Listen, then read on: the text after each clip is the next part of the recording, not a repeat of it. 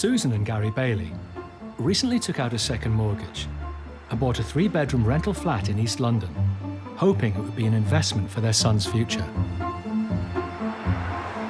As soon as they advertised the flat, the couple were approached by a man claiming to be a registered letting agent, saying he could guarantee their rent for the next 3 years. He went to see it the next day and then emailed an offer over to us straight away. And it was on letter-headed paper, he had his business card attached to it, and it looked really professional. And then he really got us. He sent us another offer through and another email higher than the original offer. And that's when I said to my husband, this is a great offer. Wouldn't it be great if we could just give the responsibility of this property over to this agency? We signed the contract on the evening of the 18th of February and emailed it over to him. That evening, I looked at his website again, and that's when alarm bells started ringing. She realised his website was a carbon copy of another legitimate agent's website.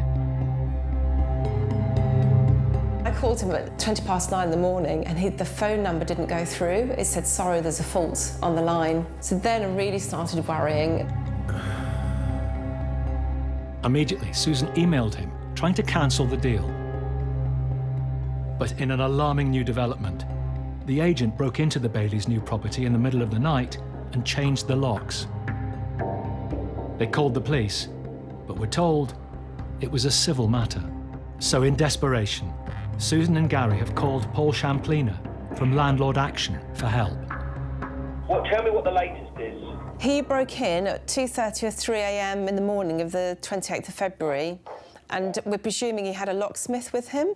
That's shocking, that is, yeah. So police won't get involved. As far as they're concerned, it's a civil matter. Yeah. And unless you can show hard evidence with regard to fraud taking place, they won't get involved. Now, I've dealt with them for years. The Baileys hadn't handed over the keys to the agent, but because they'd signed a contract with him, legally, they're in a grey area. I think I've been in a state of shock since it happened. I can't understand why it's happening to us. It's been very personal to us, this, and to have someone break into the property is just awful.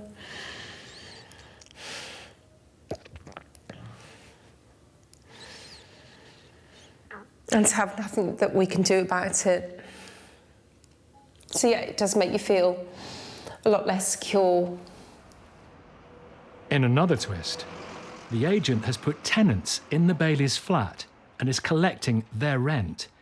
Rent he's not handing over to the couple. While he's earning money out of your property, he doesn't want to give it up. No. We need to try and remedy that problem so that you can get control of the tenants. That's the key to this. Yeah. Taking Paul's advice, Susan and Gary are heading to their flat to talk to the new tenants, but they're nervous. Worst case scenario that he's got associates of his in the flat and they might be quite aggressive, so that's something else to be concerned about. Here we are. They're hoping they can persuade the tenants to tear up their contracts with the letting agent and sign new contracts and pay rent to them. Hello, hi. Hello. I'm Susan, this is Gary. We're the actual owners of the flats that you're staying in. Is your house? Yes. Yeah, okay. Yeah. Okay. Oh, not good. So I'm Yes. sorry, it's a problem for us and also for you. Recently arrived from France, this tenant is one of 5 the agent has put in the Baileys' property. In total, the agent is charging them £2,500 a month in rent.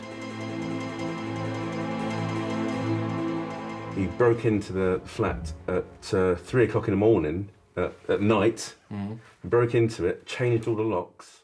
This tenant, originally from Italy, has been in London for 10 years. Lots of the jobs. I obviously couldn't get in. Well, sorry, hold on, wait a second. I got this place to be safe because I need the vote. I need this place, and now you come up with this stuff. Yeah, really sorry. I'm really sorry. I know it's a lot to take in. This is one of the worst things that's ever happened to us, actually. What we're absolutely not here to do is say everyone out and you lose your money. The only thing we want is to be rid of him. We don't want Get rid of him. No, we don't want anything to do with him. I'll become your tenant. Yeah. Yes, yeah.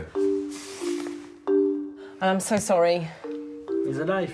Thank you very much. All Susan and Gary can do is get the locks changed and pray they finally got the rogue letting agent out of their property once and for all. Thank you, bye-bye. Bye. It feels good to feel like we're starting to get back in control, and in the near future we'll start to get some money back on the property, because obviously we've lost at least 2 months' rent now. This is a huge blow for us. So far, the Baileys are down around £3,500, but they should start getting some rent in soon. I'm being more cautious than Gary at the moment. He keeps saying, we've won, we've done it. I'm like, we're not home yet. We'll have him. We'll get him. 2 days later, there's a shocking development involving the letting agent.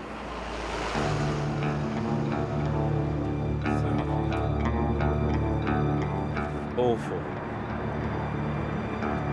He broke back in when I got there. He was just there with the police.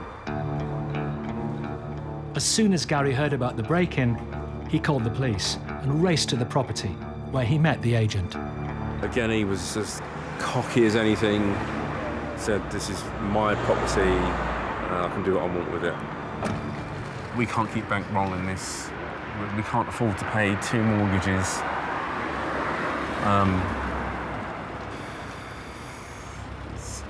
It's you know, it's my work is suffering. You know, home life is suffering.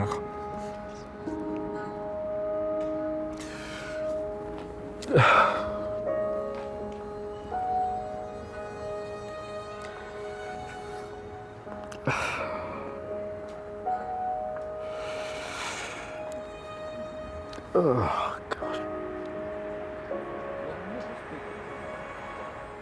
I can't let him win. He absolutely cannot win this. With the police unable to do anything, Gary has little choice but to watch helplessly as the agent re-signs each tenant and gets the locks changed yet again, locking Gary out of his own property. To rub salt into the wounds, one of the agent's associates tells Gary what he thinks. There's nothing in the contract that states he's not allowed to do what he's doing. Listen. That you do not know. I do know. No. What's in the contract? Have you seen the contract? I've seen the contract, yeah. So why is it saying in the contract he can do that? It doesn't say in the contract that he can't do it. So... Sorry, who are you again? Don't worry. Sorry? I'm worried. No, I need to know who you are, because obviously you've seen the contract. No, come on. No, it's not irrelevant. No, it's not irrelevant. You've come in here. Listen. It's got nothing to do with the situation. No, it has. I'm trying to help you out here. It's like you're almost confused about the agreement. No, I think you're confused. How am I confused? Actually, so who are you again? I'm your friend. No, I don't know you. I don't have... Well, you know me now. You are not my friend. Right. No, nothing's cool. Is it? Cool. Eh? What's cool then? Oh my goodness. You wanted to be here, didn't you? We still calling, are we? Who's that? Not a clue. Not a clue who that is. All Gary can do is walk away, leaving the letting agent inside the property. But when he gets home, more disturbing news. Got to call 999. There were 3 men standing on our front path, looking up at the house and pointing. What, pointing at this house? They were standing in a row, one at the front door, and then the 2 immediately behind them. Do you think we can get the boys to stay somewhere else? It's just gone beyond. It's gone beyond anything normal. Susan doesn't know who the men are or what they're doing at their home, but fears the visit may have something to do with their dispute with the agent. My name's Susan Bailey, and I'm appealing to the police for help, please. And they're coming to our home now to threaten us. We need help, please. Susan and Gary have decided on a high-stakes gamble to get their property back from the rogue agent. They're attempting to take out an injunction which would ban him from the flat on the grounds of trespass. How are you? You okay? Yeah, good. Meeting them outside the courthouse is their barrister, Leon Glenister. Today, the couple's main worry is that the letting agent will turn up and challenge the injunction. We're not expecting it, are we? I don't know. Play the wild card on that one. I really don't know. 10. Fingers crossed.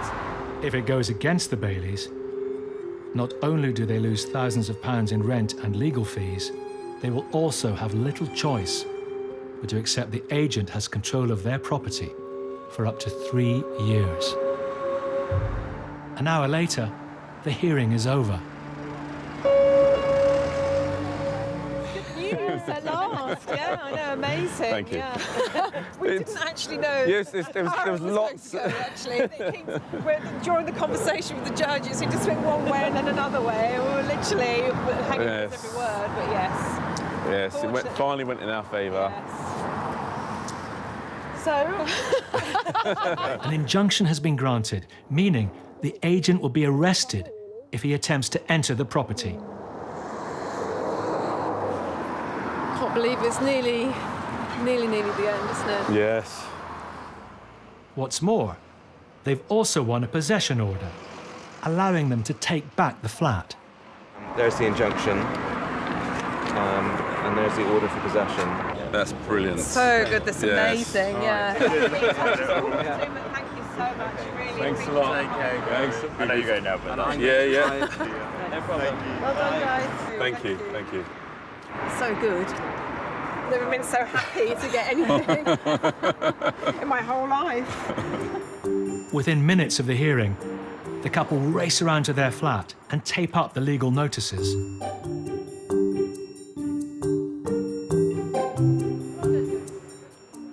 Susan and Gary's nightmare is finally over.